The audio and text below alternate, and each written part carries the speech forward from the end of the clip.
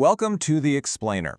Today we're jumping into a really fascinating analysis from Gokhan Artoon called Global Maritime Trade Routes and the U.S. Geopolitical Dominance Strategy. It completely redraws the map of global trade, and it shows how the world's oceans are becoming the new grand chessboard for geopolitical power. And really, it all boils down to this one simple question. For decades, globalization ran on a single, simple principle. Find the fastest, cheapest way to move goods from point A to point B. Well, that era, it's ending. Now the game is all about security, control, and, you guessed it, strategic advantage. So yeah, just to be clear, everything we're about to walk through comes directly from Artoon's analysis. We're going to break down his core arguments, piece by piece, to see how he thinks the United States is reshaping global trade right before our eyes. All right, let's get into it. And where does Artoon start his analysis? At the very top of the world.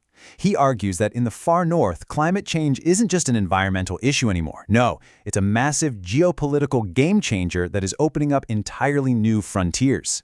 You see, as all that ice up there melts, two incredible new sea lanes are opening up.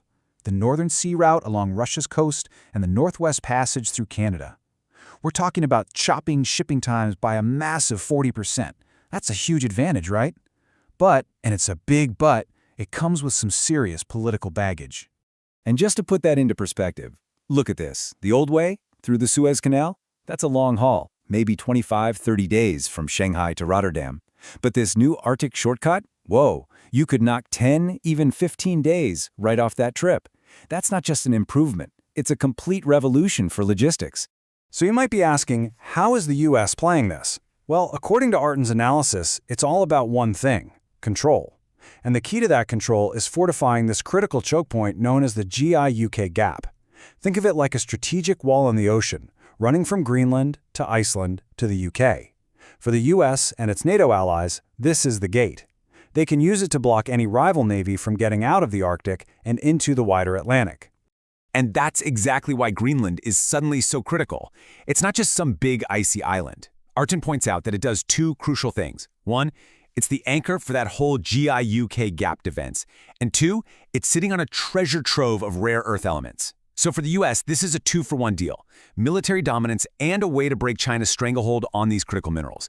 It's military strategy and supply chain security, all rolled into one. Okay, so let's travel south now. We've seen the Northern Shield. Now let's look at what Artoon calls the Southern Pincer. Because while new routes are opening in the north, a really critical waterway in America's own backyard is in trouble, and that's forcing a huge strategic pivot. The problem is pretty simple: water, or a lack of it. The Panama Canal is literally drying up because of drought, and it's creating a massive traffic jam for global trade. So what's the U.S. plan? According to Artoon, it's backing a backup plan, a spare valve, if you will, and that's Mexico's Tehuantepec Interoceanic Corridor, a new rail and port system that cuts across Mexico, completely bypassing Panama. This becomes ground zero for the whole nearshoring strategy, bringing manufacturing closer to home. But this isn't just about one corridor. The analysis lays out this whole four-step playbook to basically turn the Caribbean into an American lake. Step 1, lock down Panama, keep Chinese influence out. Step 2, control Colombia's Pacific ports to manage resources from South America. Step 3, keep an eye on Cuba to protect vital U.S. energy infrastructure. And finally, Step 4, establish Mexico as the new hub for it all. It's about total control of the regional supply chain. So let's just step back and look at the big picture here. You've got the U.S. building this strategic wall in the north and slamming the gate shut in the south.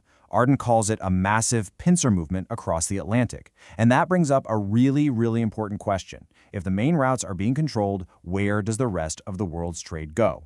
Well, the analysis points to one nation in particular that's stepping into this void, becoming what Artoon calls an indispensable safety valve for global trade, and that's Turkey. I mean, think about it. The northern route through Russia is complicated by war. The southern sea lands are coming under more and more U.S. pressure, and that leaves this route, the middle corridor. It runs from China, across Central Asia and the Caspian Sea, right through Turkey, and into Europe. Suddenly, it's the only neutral and functioning land bridge for east-west trade. And according to Artoon, Turkey isn't just passively benefiting from this, it's an active playmaker. On the east-west axis, it's the absolute keystone of the middle corridor. On the north-south axis, it's reviving old routes to the Gulf.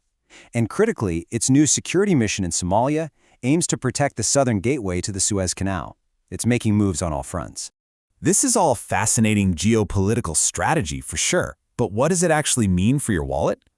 Let's look at the economic projections for 2026 that Gökhan Artun outlines in his analysis. The projection is pretty clear. First, the US dollar's dominance is maintained, largely because control of these choke points is a powerful tool. Second, with all this uncertainty floating around, gold will remain a key safe haven. And third, and this is a big one, expect commodity prices to rise because of the militarization and rebuilding of all these supply chains. The crucial point here is that Arden forecasts a new commodity supercycle. Building these new routes and increasing defense spending will create a huge demand for metals like copper and aluminum, while energy prices face upward pressure. This means inflation might not be a temporary blip, it could become a structural feature of this new global map. So let's boil all this down to the new rules of the game. First, we're shifting from globalization to regionalization, where the safest route is the new cheapest route. Second, higher costs for shipping and insurance are probably here to stay. And third, the old just-in-time model is being replaced by just-in-case, with a new focus on larger, more secure inventories. And that brings us to the final critical question. As the world shifts from prioritizing cost to prioritizing security, who ultimately pays the price? It's a question that could define the global economy for years to come.